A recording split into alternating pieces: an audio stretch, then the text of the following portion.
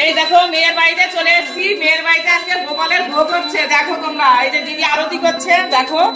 আর কি সুন্দরকে দেখো গোপালের দেখো ভোগ সাজিয়েছে দেখো। আর কত সুন্দর দেখো ঠাকুর ঘরটা হয়েছে, দারুণ ঠাকুর ঘরটা হয়েছে। অনেক রকমের আইটেম দিয়ে ভোগ দিয়েছে গোপালের ভোগ। এই দেখো দিদি এখন আরতি করছে। দিদি এই যে আরতি করছে।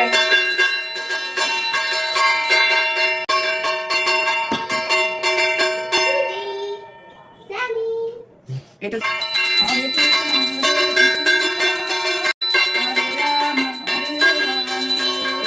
এই দেখো জামাই বাড়িতে চলে এসেছি। আর এই ঘরটা নতুন ঘর, আজকে রথের দিনে গোপালের ভোগ দিয়ে রান্না করে উদ্বোধন হলো।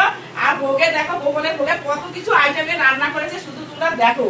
এখানে সাদা অন্ন, নিরামিষ তরকারি, এই যে ফল প্রসাদ, 5 রকমের ভাজা, পায়েস, আর এর নিচে আছে সিমই আছে, বেগুন ভাজা, শাক ভাজা, আর এই যে লুচি, খিচুড়ি, আর মাখা, আর যে ওটা হচ্ছে ডাল, চাটনি, অনেক রকমের আইটেমের রান্না করেছে। সবগুলো কিন্তু আমার দিদি রান্না করেছে। আর ওই যে মিষ্টি, এগুলো আমরা কোনো কিছু হাত দেবো না, দিদি সব করেছে। দই মিষ্টি তো থাকবেই। আর আমরা দেখো সবাই প্রসাদ খেতে বসে গেছি, গোপালের প্রসাদ। চলো আমরা সবাই মিলে একসঙ্গে প্রসাদ খেয়ে নিই। চলো আমরা খাচ্ছি।